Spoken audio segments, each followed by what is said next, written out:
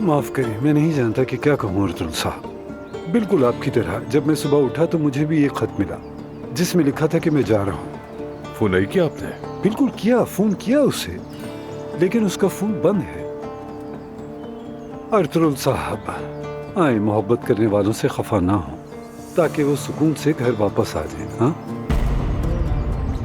बात सुनो मेरी, ढूंढो अपने बेटे को, ढूंढो उसे जाकर, क्योंकि अगर मैंने उसे ढूंढ लिया तो ये ठीक नहीं होगा।